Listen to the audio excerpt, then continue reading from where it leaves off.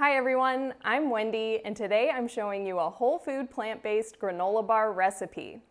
This was something my sister requested, and she's not totally plant-based, but lately she's seemed more interested in moving that kind of direction. So I was happy to come up with something for her, and she ended up loving them.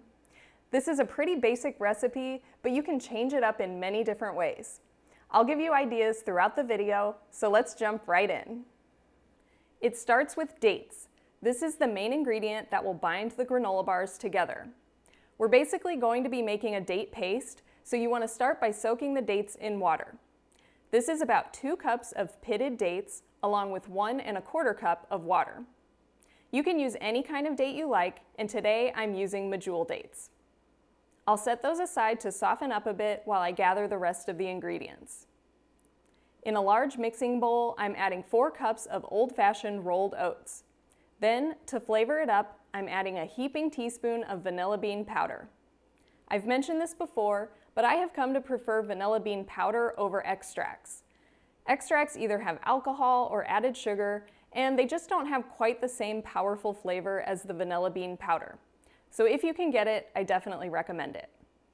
This is also one place where you could change it up and use different kinds of spices, such as cinnamon or dried ginger. A pumpkin pie spice blend or an apple pie spice blend would also be delicious. Next up, I'm adding about 1/2 cup of chopped nuts. This is a mixture of pecans and walnuts. The nuts are optional, and you could also vary it in a couple of ways. You could use any other kinds of nuts, or you could swap it for seeds such as pumpkin, sunflower, or any others that you like. And of course, you could omit them completely, but if you do leave them out, you may want to add about another 1/2 cup or so of rolled oats just to make up the rest of the volume. Then I'll be using an 8 by 12 inch casserole dish, and I'm lining it with parchment paper to make it really easy to get the granola bars out. If you have silicone pans, you could use those as well. If you want, you can cut slits in the corners of your parchment paper to make it fit in your pan, or you can crumble your parchment paper up, which makes it a little more malleable so you can easily fit it to the shape of your dish. And now that the dates have softened up a little bit, I'm transferring them along with the soaking water into a high-speed blender. If you don't have a high-speed blender, I'd recommend using a food processor instead. To this, I'm adding another optional ingredient. I'm adding just about a teaspoon to a tablespoon of tahini for a little bit of added richness. Feel free to use any other kind of nut or seed butter that you like. I don't keep any of those in the house except for tahini because it's the only one that I don't eat by the spoonful.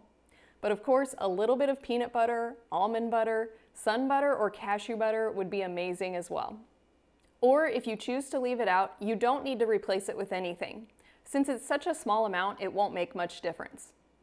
On the other hand, if you're trying to increase the calorie density of your granola bars, perhaps for a growing child or to fuel your intense workouts, you could decrease the amount of dates and increase the amount of nut butter. Change it up to suit your needs. I blend this up until it turns into a date paste, and it's okay if there are still little pieces of date in there. It doesn't have to be completely smooth. If you're using a Vitamix, this will blend better in one of their smaller containers or the taller one with a narrower base. Depending on the food processor or blender that you're using, you may need to stop and scrape down the sides a couple times. But once it's blended, it goes into the mixing bowl with our dry ingredients. I'll stir this together until all the oats are evenly coated in the date paste. This is pretty thick, so it takes a little bit of time and muscle to mix it up, but be patient and you should end up with something that looks like this. Simply transfer the mixture to your casserole dish and press it down evenly. You'll want to pack it down quite firmly so that when they're done, the granola bars won't be too crumbly. I find that my hands are the best tool for this job, but if you prefer, you could try to use a spatula or spoon. Then you could eat these at this point because there's nothing in here that needs to be cooked. But they are pretty gooey and sticky, so I like to turn my oven on at about 250 degrees Fahrenheit. So it's sort of a cross between baking and dehydrating these to get rid of some of that stickiness. This also allows you another fun optional topping, and that's chocolate. Now, I don't eat chocolate myself because I'm very sensitive to the caffeine, but my sister loves it. So I'm adding some unsweetened chocolate chips on half of this for her. Of course, you could also mix the chocolate chips right into the batter itself before pressing it into the pan, but this way, when we put it in the oven, the chocolate will melt into a lovely topping. I usually leave this in the 250-degree oven for about an hour, but I'll start with setting the timer for 40 minutes to check on them.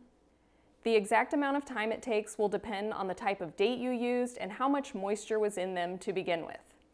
I pull these out of the oven when the granola bars have become a bit more firm and are no longer tacky to the touch. Once they're out of the oven, if you added the chocolate, you can spread it out evenly into a thin layer with a spatula. Then I let these cool before cutting them into granola bar shapes. I recommend chilling them in the fridge to set up the chocolate. And I also store them in the fridge for up to about 4 days if they last that long. And that's the basic granola bar recipe, but as you saw, there are many different variations you could make. Another option would be to mix in raisins or other dried fruits to change up the flavors. You could even substitute the dates for any kind of dried fruit. You would simply soak whatever dried fruit you're using and blend that into a paste instead of the dates. If I come up with any other great combos, I'll definitely share those with you in the future. And of course, I'd love to hear whatever variations you come up with in the comments.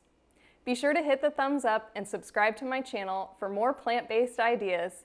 Thanks for watching, and I hope to see you next time.